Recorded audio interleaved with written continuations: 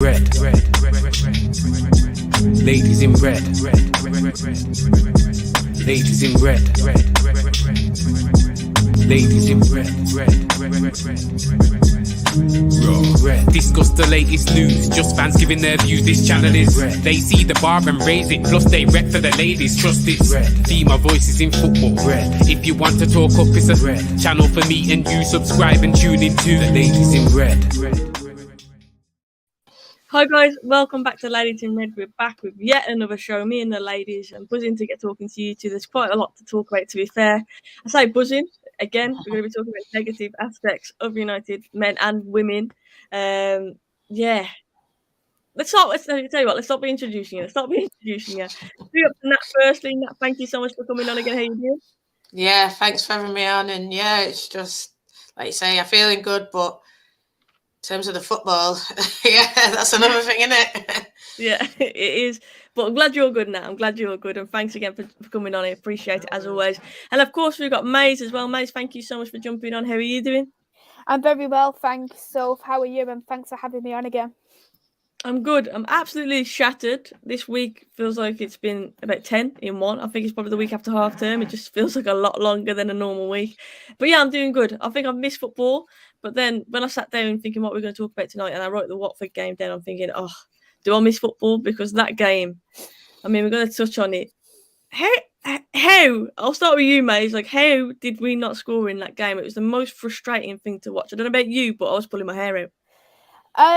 I knew what the score was. I watched it back. I was thinking this is an absolute shocking play, to be honest. We had 22 total shots, 3 on target, and I do question things like that. And I think we have got such deadly finishers at Manchester United. We have got the likes of Cristiano Ronaldo. We have got Jadon Sancho. We have got Alanga. We had Rashford coming off the bench. We've got Bruno Fernandes who could score a goal. We've got Pogba who could score his worldy goals. How didn't we score? And that is what I do look at. And a lot of people are blaming this person. But at the end of the day, I look at it and think you can't even blame the manager, because at the end of the day, he has got such a team, and how none of the players have been able to score, especially against this Watford team as well, because I actually think Watford has got one of the worst defences in the league. So they've got literally, I would say their squad has got like 9 strikers on the pitch, and the rest of them are defensive players. So how we didn't score, I really do question it. And games like this, I look at it and think Manchester United are going to be extremely lucky getting into this top 4. We have to have some luck on our side, that's for sure, to get into top 4. You look at the run of games you've got coming up as well. I mean, we'll even start with this weekend, Man City. You feel that result could be really catastrophic in terms of our season. Not that one alone, because we've had too many like that, let's be honest.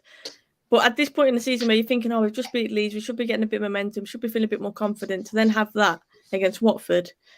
I mean, Nat, how would you summarise it? It's just so frustrating, isn't it? Oh, it's just, you can't even sum up like some of the chances that Bruno missed, and then there was Pogba in the box, and you're thinking, what are you doing? And it was just horrendous. I mean, you talk about 22 shots, 3 on target. I mean, I'm no mathematician, but that's like, I don't even know, but it's not a lot. It's not a big percentage that you're putting in, that you're having on target. And then, it's not even like, people sort of Foster there, 50 years. Not even like he had a worldie. It's not even like there was like, oh my God, save of the season. It's just embarrassing. And I just don't even know, because, you're all right having like 1 or 2 bad games. But I saw a stat as well, and it said something like, since Ranić has come in, we've made the most chances, made like 120 chances. And, when the chances are like as good as you had last game, this one, that, you can't really blame Ranić. He's not the one who's standing there with an open goal and putting it wide, or, one-on-one with the keeper and hitting it at him, this kind of thing, heading the ball over the net, when you're the free man in the 6-yard. But I don't know what it is. And I mean, we sort of behind the scenes talked about the ladies and about how they just not clinical, heads drop. And it seems like it's the whole club, Yeah, the heads just drop, and it's just like, you are good players, not, Ronaldo, Bruno, Pogba. We're not talking about, even if we were talking about lesser players probably score that, I don't think twice, like. Yeah. Because they were so simple chances. I mean, one in particular, I see a lot of people talking about it. Bruno clean through, as you said, Nat. Ronaldo's there to his right. If he squares, it's a simple tap in for Cristiano Ronaldo. And there was many examples, don't get me wrong. I'm sure there was times when Ronaldo wasted chances. There was one where I know that he had a defender, kind of fell over himself. It just isn't clicking. For whatever reason, it isn't clicking going forwards. Is it too many people trying to get the limelight and trying to get goals? Is it an ego thing with these players? Because we're certainly creating the chances. I remember a point where we weren't creating chances, we were creating nothing. So there is progress in that sense because we're getting in the positions. But at the moment, I mean, we've got Ronaldo, we've got Bruno, we've got Sancho, we've got all these players who can finish. But it's just not going in at the minute. I mean, genuinely, I'm getting to the point, mate, where I think, are we cursed? Because nothing seems to be going in at the minute, does it? No, nothing seems to be going in at all. And I do look at it and I think it was just an absolute shocking game. You come into this game, this Watford game now. We've played them twice this season, picked up 1 point out of 6. 1. And you look at that and you think, if this was a Manchester United side several years ago, if that was under Sir Alex Ferguson, no way would he accept just 1 point against Watford. Not a chance. And I think another thing is the discipline in this team. I'm not saying it's Ralph in particular because there is these massive egos, but we need something to be done here because I just feel like there is some kind of disciplinary issue, if it is in terms of the coaching or if it's in terms of the higher up hierarchy as well to support Ralph. There's just something there what isn't clicking, and it is a point here what Natalie did mention. It does seem like it is going all over the club. We've seen it in the women's game. We even seen it in the youth game as well. Nothing is clicking because even our youth team drew 2-2 against Dortmund and they only scored 1 penalty. We had the likes of Charlie McNeil missing a penalty. We had the likes of Hannibal missing a penalty, who is one of, I would say, senior youth players. So I do think, is there some kind of bad vibe going about in terms of the board and the owners? And that needs to be snapped out very, very sharpish if we do want to get somewhere.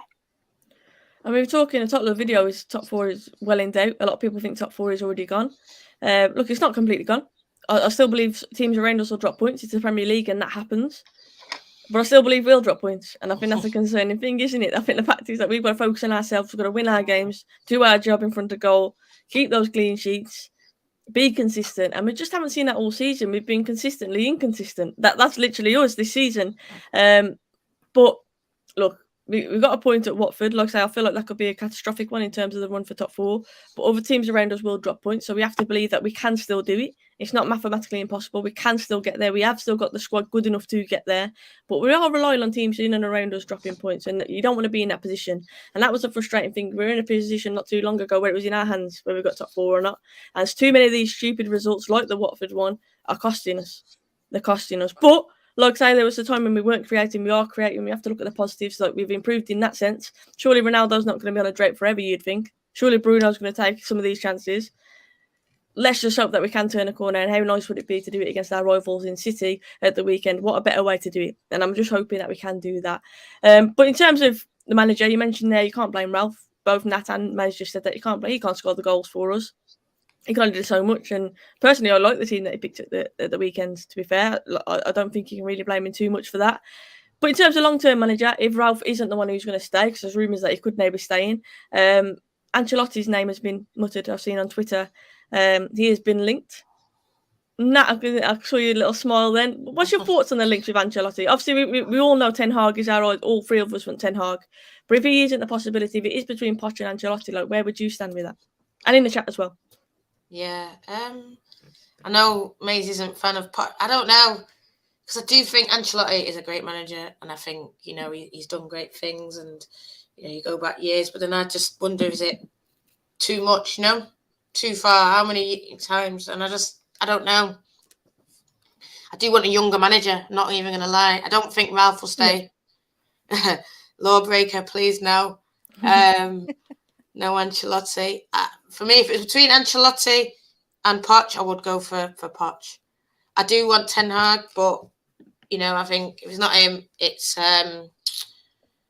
Poch for me. And I know I'm not fully against Poch. I don't think he's that bad. I don't even think Ancelotti's that bad. But I just think with Ancelotti, you're in the same position where how long would he be here for? I want someone who's going to be here and set up the plans and pull through the youth and, have all that kind of pathway there. And this is the plan. And I want all my teams to play like that. I want something like that. Whereas I don't think Ancelotti is sort of the one that you do when you got everything in place, but you just need the little bit of sprinkles on top. And we know we're in for a long-term build kind of thing. So it would be no from me for that reason. How long would he be here? And I don't think it would be a long term with Ancelotti kind of thing. Ancelotti a few years ago, I'll be honest, I would have been like, definitely. Yeah, definitely. 100%. I think after seeing him go to Everton and whatnot, then obviously you do have your thoughts. So I don't know. I felt sorry for Everton fans when Ancelotti went, to be fair, because I felt like he was actually turning that club around. I felt like for once Everton were actually feeling positive about going into those Merseyside derbies, and it'd been a long time since they've been feeling that. So I do feel like, to be fair, Ancelotti was doing a decent job, but like you're saying, he jumped ship very quickly. Is he really going to be a long-term manager? And I've already spoken about Poch. I would back Poch if he came in. Is he my preferred option? No. But I do see what you're saying about the younger manager. I think we've got the likes of Jose Mourinho, and then people have saying that he was playing like Stone Age football. Football has moved on since Jose Mourinho times, hence why he struggles in the game. And I think a lot of people maybe feel similar in terms of Ancelotti. Obviously, he's a very different style manager, but in terms of his footballing style, a lot of people feel maybe it's a bit outdated now. Football is a lot more pragmatic. I mean, Mays, what's your thoughts on it? I think Ancelotti is a good coach, a good manager, but Ten Hag for me all the way. For me, in terms of Ancelotti, I think he's a brilliant manager. Not someone who I would personally take at Manchester United for a long-term solution, but we have seen what Ancelotti has done in his career. But it is just like in the players for Manchester United, we're getting managers past the prime. We got Louis van Gaal past the prime, and we know Louis van Gaal in his career has been a great manager. Jose Mourinho, who is considered one of the greatest managers of all time, got him past his prime. And if we got Ancelotti, is that going to be another manager who we're getting past his prime as well? And that shouldn't be the case. As Manchester United, as the football club, we should be identifying these managers to say, right, this manager, not many people have heard of him, but he is doing a cracking job here. Or, wow, look at how this manager is doing here. Look how this club is run here. And this is not Manchester United is doing. It feels like the likes of Cities and Liverpool's are so far ahead of our board thinks. It feels like we're behind like 5 years. But I think if we did get Ancelotti, I think it would be as an interim role. I don't think that they would take him on as a full-time manager. So if that was the case and we did take Ancelotti as an interim manager, which I think would happen, does that mean we're going to get the likes of Enrique after the World Cup? And to be honest, I actually wouldn't mind having Enrique because I think he is a young, brilliant manager as well. And he would be another player, a manager who I'd have in terms of his style of play, his kind of philosophy there as well. But of course, we need a manager now for a long-term solution. And Ten Hag is clearly the right manager for that. But of course, I know I've put my reasons of why I'm not a fan of this manager, and this manager. But whatever manager we do bring in, I am going to back. I'm not going to instantly say if that's going to be Poch out or if that's going to be, of course, a different manager who comes in. If it's going to be a club legend saying this person out or whatever, I will back that manager right to the very end until, of course, there is a reason not to back this manager no longer. I'm not going to instantly write them off.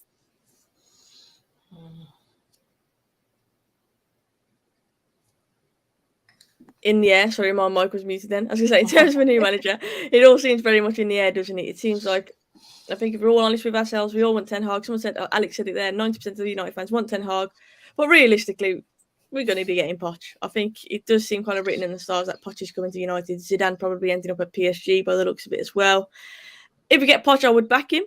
But my fear is then years down the line, when Pep finally leaves Man City, Ten Hag ends up at Man City. And again, we're saying, like, we could have had that guy.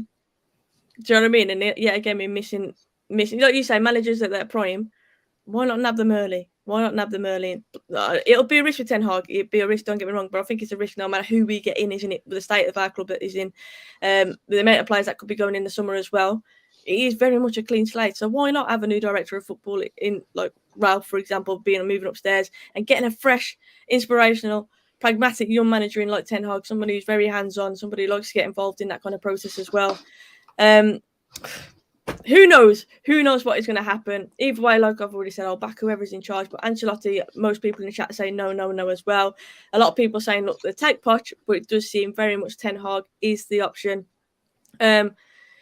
I have read today, whether it's true or not, Ten Hag apparently does like the idea of coming to Manchester United. He's very attracted to the possibility of being United boss. If that is true, then I'm all for it. But who knows? Who knows? If Ten Hag does come in, do you think that then he's making a statement? Like, is that the club making a statement, getting someone like that in, young, pragmatic, taking a risk with it, but also showing, you know what, like we want to get back to the top, we want to try something new, rather than just going for the easy option all the time? Do you think that, Nat? Yeah, definitely, because I think, well, they're going to have to definitely change sort of the way that they're working. You know, I think we want the Champions League, of course we do, and you know, but I think you need to give him time, let him bed in his players, let him sort of instill the philosophy kind of thing. And I think if they did bring in Ten Hag, then, you know, I think it would be a long-term project. I'd like to see him get like a good contract, you know, and not have this pressure on him straight away. I think, you know, if we don't qualify for Champions League straight away, I mean, we're out of it potentially anyway, and, you know, we have been out of it before, but still back him through that, you know, because like I say, he's a good young manager, and if we see him progress, we need to support him all the way, instead of just being like the way that it has been. Oh, he's not made that, so it's time to go. Oh, he's not done this, so it's time to go. It's more a case of, you know, this is the plan. In so many years, we're going to be here, and believing in that plan. Because I think Leo's in the chat. Too short term. We need to think long term now. I think we've done that too often, haven't we? Mate. Yeah, sorry, Nat. We have done that far too often short term. You're spot on when you say that. I think it's about time that we actually have a plan in place. I think too often it's been, the guy who's available at that time. Not very much easy, the right guy, just he's available kind of thing. And I think that we do need to move on now and have a long-term plan. And getting Ralph in, to be fair, that's why I kind of like that, because it was like, you know what, we have got a vision. We want to move him on upstairs, and that is a plan. Do you know what I mean? And hopefully that works. But we all know where the deeper problems run it up, not always down to the manager and whatnot. But hopefully having a new structure in place with Ralph upstairs, hopefully that will give us a bit more stability. And we will start to recruit these young players. We don't have to sign big names, we know that. Why not spot some of the gems like we used to? Players like Bellingham, who've ended up going to Dortmund, why didn't we snap him up? Do you know what I mean? Players like that, I feel like we need to do that more. We're missing out on these kind of players, and we've done it far too often. And that's why I really like the signing of the likes of Ahmad, because I think that, again, that's showing a plan for the future, which we haven't had for a while. Yeah, so Zio's in the chat. Big up to Zio. Hope you're doing good. And he's definitely against Ancelotti. And Mais, you mentioned maybe an interim for after the World Cup. He's saying no interim, please, no. I don't know that interim, though.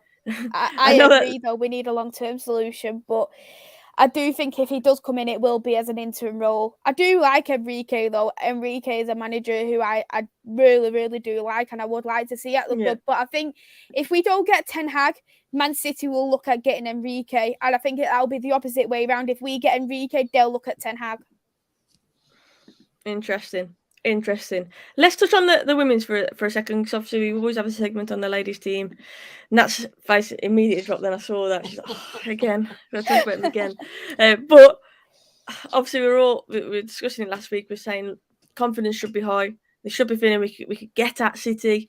And to be fair, I mean, I was in and out watching it on my phone. I was obviously busy on Sunday, but go ahead. That first half was promising. That's all I'm going to say. The first half was promising, and when I saw the final score, I was gutted. Yeah, I hate being like this with the women's team. For me, I love them. They're sort of like my inspiration, and I hate even saying stuff like that. But I do.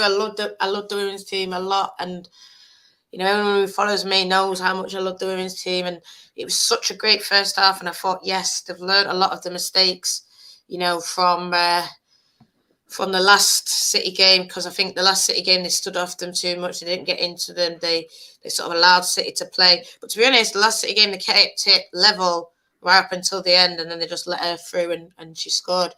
But this one, I mean, I thought, bang, 1-0 going up. We could have had another, but I thought at least it's 1-0, you know, confidence. You would think going into the dressing room 1-0, come on, we've just dominated them. Bang, let's go and show them, you know, this City is red. City came out strong, which you knew they were going to do. They equalised, but I thought, right, okay, keep it together. And that's what they just couldn't do, and they just sort of really just fell apart, really. That's all you can say, because it was 2 individual errors, and then obviously the last one didn't even really count because it was just 2 individual errors, and that's it. Boom, finished, you know, and it was game over. They were 3-1 up, and we never looked like we were going to come back into it after that, to be honest. Even though it was 1-1, the 2-1 happened quickly after, but even at 1-1, it just looked like heads dropped, and we knew we were going to lose, and it's horrible saying that, but they just need to believe more in themselves. And we talked about the men believing, and the women need to believe in themselves, because you can't be doing that. You know, talk about pressure. You're playing for Man United. Should be some kind of, you know, in women's football, people don't criticise a lot like we do, you know. And I understand, you know, it's only just coming professional. It's only just this kind of thing. But Man United have been professional from the start since we started, you know. The standards are raising year in, year out, and it's things like this. We know we can beat City. We're beating them this year. So why are you putting in? Why are performance dipping half to half? You know, it doesn't make. You can't be doing that. You can't be dipping half to half. How familiar does that sound, though? I know. Well, look, first half FC, they're watching the men too much. Of course they are. It's the same themes running throughout the club. It's heartbreaking, because they didn't used to be like that. They had their own thing, you know, and now it's just shocking, to be honest. I don't know, maybe they should go back to LSV. Don't train at Carrington if you're going to take that kind of mentality. Yes, no, maybe we should do the air. Something the air in Carrington, because I don't know. Who knows? Yeah. But yeah, it's disappointing. Definitely disappointing. We were saying, like, we should fancy, like you say, beating them already this year. We were unlucky against Arsenal and whatnot. Let's go at them. And it is almost like we lack belief in ourselves, which I'm not quite sure where that comes from, because, like I say, the big guns this season, we've made a game of all of them, really. So we should have fancied our chances, and being in a cup, like I say, it would have been nice, wouldn't it, to get through into the next round. And as you said, if you get through to the next round, it's anybody's cup. So it's sad that we haven't been able to get past City at that point. But yeah, mate, I know you were at the game as well. How did you find it? Disappointed as well, I imagine, like that? Yeah, it was extremely disappointing. The first half, though, we was brilliant. It was quite even in terms of the possession for me. However, though, Manchester United definitely had the better chances in that first half. That goal from Katie Zeller, that has got to be a contender for goal of the season for Manchester United. It was absolutely brilliant. I actually thought Diane touched it at the beginning. I thought, oh, Diane's got a first professional goal for Manchester United. I was so happy for Diane. And then when I heard, oh, Katie Zellum got it, I was like, Katie Zellum got it? How did Katie Zellum get it? And then I had to watch it back at half time, and I was like, wow, that is an absolute brilliant goal. I absolutely loved it. But the second half, Manchester City put 2 subs on straight away. One of them was who scored against us 2 weeks ago, Caroline Ware. So we always know that she was a threat there for Manchester City. And as well, they already had attacking threats there on the pitch. And it just felt like once that goal went in, just as Nat touched on, there was them individual errors, what did cost us. And then it just felt like once them individual errors happened and then they was at that 2-1, it kind of felt like in a kind of way, it felt like we almost gave up. It just felt like we conceded 2 in 2 minutes. And we can't allow to do things like that. And when you've got a team like Manchester City, the Arsenals and the Chelseas, we need to be extremely careful. We can't switch off even just for 1 minute, because with the pace what them teams have got, the players have got on that pitch, you need to keep your eye on the ball at all times, and that was what we wasn't able to do once it came to that 2-1. So overall, I did think it was pretty disappointing, but I must admit the atmosphere was absolutely brilliant. Much better than what it was at the City ground. I could actually hear the voices for once. Love that. We go up to Lily. Hello to you. Hope you're doing good, Lil. someone else has asked you a question, mate. So I'm going to get that one. There it was Noel. He said, Macy, thoughts on the drums at the game? Rumours that you hate the big loud drum. Saw it on social media. What is it about the drum? Right, Manchester City always have this drum. You can hear it all the time, probably because they don't have any voices, so you can just hear a drum instead of hearing songs. And I kept hearing it away, and obviously when we came to LSV, I heard it again, and I was thinking, is this like from someone's phone and it's on loudspeaker, or is someone actually playing the drum?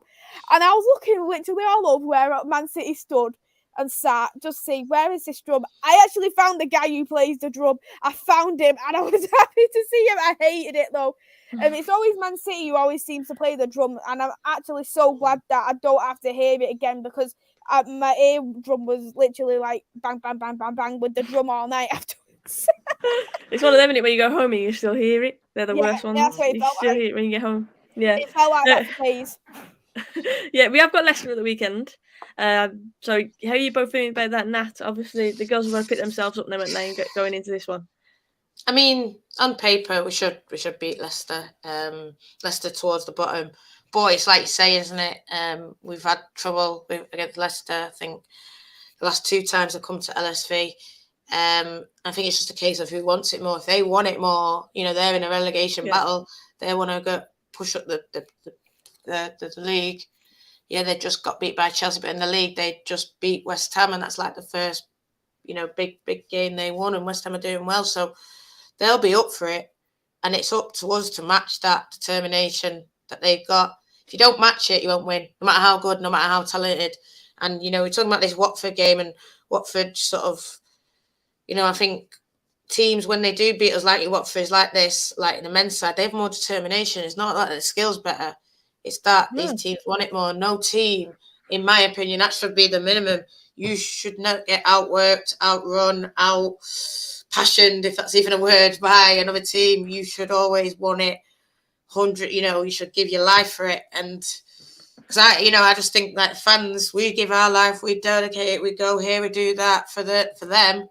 So they should give that same energy that we would give. And I just hope that they're up for it. Hope it's not heads down and all that kind of rubbish. Because I hate to see that. And what's your score prediction and that for the Leicester game? They need to make a marker, so I'm going to say 5-0. That would be nice. We need to lay a marker. I was in my head, I was thinking 3-1. Maybe that's more realistic. But I just think we need to come now and say that, we want to make Champions League for the women. First time in our history. Boom, 5-0. Bash them out the park. I think it's one of them. If we score early as well, then you've got the momentum. Backs will be up. If we concede early, then it could be anyone's game. It's one of them, isn't it? So I think it could be 5-0. It could be 1-1. Each one of them games. We should be beating them. But the way where our players' heads at is a big thing at the minute. Is that City loss? Is that damaging to our season, or will it fuel them now to, like you say, to now their Champions League and prove a point? I want to shout out, before I get your prediction, mate, for the Leicester game as well, I want to shout out my mate Ashley Neville, who hopefully will be coming on Ladies in Red soon for an interview with me. I'm looking forward to that. But she's just won Player of the Month, obviously plays for Spurs. First Spurs player to get Player of the Month, so big up to Ash. Well deserved. Known Ash for a long, long time. Always been a baller. So yeah, I'm really proud that she's won that award. So I just want to say that as well. Well deserved. But yeah, mate, Leicester, how are you feeling about that one? With this game, the Leicester, it's obviously our first game. We've been able to feel a little bit more about, just because we've had quite an intense month last month, playing Chelsea, playing Arsenal, and playing Manchester City twice. So we'd be able to actually finally have that little bit of a breather. Of course, the international break a couple of weeks ago didn't really help. The fact that we've lost now of Hayley Ladd, who is our who was at the time only our fit proper number 6. She is, of course, going to be that miss, but we have got the equality there in the squad. The Manchester United team, they can switch it on when they do want to switch it on. And we have seen, of course, Leicester is doing great. Their manager has won WSL Manager of the Month for last month, which is brilliant with their 2 wins. I think they've had 3 wins in the past 5 games as well. So they are starting to show that they are a WSL team. They're not a championship team, which we did think, of course, of the first half of the season, that they are a championship team. They're going to get relegated. So it's not mathematically impossible, of course, but they've definitely got that gap now between them and Birmingham. So, of course, just as Nat said, they're going to be on that high. But I'm sure Birmingham also went on that high after winning against Arsenal, who was top of the league at the time, still are, of course. But we just need to show that, right, you're at LSV now. This is our ground. We're going to win this game. We need just to show that we have got that. Our squad is that bit better than theirs, even though, of course, their squad has got some good players and they're missing out on players too, such as Siggy too, who's going to be a big miss. She's going to be out till the end of the season, but we have got quality in that team, and I think that we will be able to get a win. I'm hoping that we are going to win, and I'm going to go for a 3-0 win. So fingers crossed we'd get that clean sheet as well, because we have not had a clean sheet for a bit neither. Yeah, that would be nice, and then put us right on the map for the Champions League in terms of the women's, won't it? What about the men's then, girls? And obviously in the chat, let us know your predictions for the derby on Sunday. I hate it because you never know what to call at the minute. If we turn up, we could beat them, definitely. But how often have we not turned up this season? Or how often have we turned up just in the second half? Turn up in the second half against City, the game's well and truly out of reach already. It's pointless. We need to be on it from the first whistle, which we haven't done enough this season, and that's my big worry. Can we get up for this game? I mean, we're playing against Man City. What kind of question is that? Can you get up for this game? We're playing against Man City, but unfortunately, that's the question I'm asking of these players, because we're constantly talking about the mindset and whatnot. Can these players get up for it? I mean, Maze, I'll start with you on this one. How are you feeling going into this one? Maybe I'm going to sound like a bit of a party pooper, but I don't think that it's going to be a very difficult test. I know Manchester City haven't particularly been brilliant. There have been scraping wins, but we haven't been brilliant neither. We haven't been great in our finishing, and our passing isn't the best neither. And I think if we give the ball away like we do give the ball away, if we don't put away our chances like we're not doing, Manchester City are going to come at us. But the thing is, what we need to do in particular, we need to make sure that Manchester City do not score early. Because if they score early, I think we'll get absolutely battered. But I think if we are able to at least hold 0-0 till half time, I don't think it will be nowhere near as bad in terms of the result. I do agree there. We haven't conceded as many since Ralph, but I do think that we are going to end up conceding against this team. And yes, I'm going to have a fun fact here for you as well. Dan James has won more Manchester derbies at Etihad than Pep Guardiola. So you look at them kind of stats and you feel a bit happy. But with the way the team is, I'm not particularly happy. So I think it's going to be a 2-1 for City. I think that's the first time I've heard you go against us, mate. Yeah, it is the first time. That cut me deep. I can't see anything else but a loss. I really can't, and I really hate saying it. But if we do win, I will be absolutely thrilled. I'll be made up, but I just can't see it, and I hate betting against my team. You know, I've always said I hate betting against my team, but this is what it has come to, because if we are not getting 3 points against Watford, how can we get 3 points against Manchester City? But isn't that typical of us? I'm just going to throw that out there. To go and draw to Watford, to then go and beat City the following weekend. Wouldn't that be typical United? Which Sounds is like why us fans are pulling our hair out, because we're thinking we know we've got the players, we know when they turn up they can do it, we can beat these top teams, and yet we're playing teams like, I'm not being disrespectful, but smaller teams like Watford or your Burnleys and whatnot, and we're struggling to get up for these games. It would be typical, in my opinion, of us to go to the Etihad and to get a result against City. Genuinely, I can see it happening, Nat. Well, it's happened under Jose, it's happened under Ole. This is what these players do. They just, the big games. I mean, Curler's saying there, Paul Pogba, turns up. And I think it was a similar going into the Etihad the game last year. I think we had lost versus, I can't even remember, I think it was Newcastle, I don't even know. But I think we lost some big game and everyone was this and that. And, he's coming here, Liverpool fan, but everyone wrote Liverpool off in a way, said Liverpool aren't going to, City have won the league already and all this, and now they've come back into it. Obviously, I don't want to see Liverpool win the league. But it shows how open it can get them. Yeah, everyone's saying top four in doubt, we're not going to get the top four. But, it could just all suddenly turn around and we could be after this month we could be on course and clear top 4. It's just, it is typical of them to turn it up. I mean, a lot of them saying they want to leave, so what a game to turn up and show that you can do it. You know, Paul Pogba probably will play a worldie because he does, because it's City and he turns up in the big games. And you know, I think Bruno will probably score. It will be tough. I do agree with what I hope Ronaldo scores against them. Yes, if we can, you know, see it out, even if it's a 1-1, you know, go in at half-time level or something, or go in at half-time, a goal up. I don't know. You know, I'm not going to say, oh, I don't know. That's what I'm going to say. And usually I'd say United win, but I'm going to say I don't know because, yeah, I'm not at the point where you're. I get where Maisie has said that, but I'm not yet at that point. Maybe, you know, closer to kick off. Maybe. Yeah.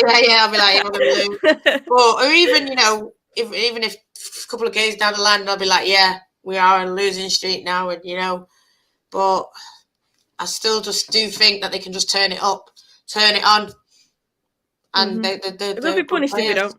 Yeah, simple as that. We'll be punished if we don't. Lawbreaker, just let you know, I am doing a FIFA stream. It will be at midday on Saturday, just before. Obviously, so we're playing on a Sunday. So on the Saturday before United play, come and have your football fix from me. See some goals scored and conceded because I cannot defend on FIFA. But yeah, feel free to come and check me out over on ECL. I will do a tweet closer to the time, so you can come watch me there. But that's midday on Saturday. But yeah, I've got this feeling where and I felt it instantly at full time against Watford. I felt this. I thought next week we're going to go and win now. I just had that feeling, and I hate that feeling because I'm so angry at the team and so annoyed. But then if we beat City, I'll be absolutely ecstatic again. And it's the hope that kills you. Because someone said it there, we'll probably go and lose against the Spurs next week. We just can't go on a consistent run. We can't be consistent for a couple of games. We can't be consistent for 2 halves of football at the moment. Until we can nail down controlling a game for 90 minutes, I don't see how we're going to progress really massively. But where does that change? But I think for me, I'll never bet against us, as you know. And I've just got a niggling feeling. And I wouldn't say I'm super confident. I still think it'll be tight. I still think we concede. Maybe we'll have to have a dodgy VAR decision or something in our favour. But I'm going to say a 2-1 United win. I'm going to put my neck out there and I'm going to say it. I'm not confident, like I say, but I've just got a niggling feeling that it would just be so typical of us to go there, get a result by any means, whether it's a dodgy decision, whether it's a Ronaldo penalty. I don't really care how.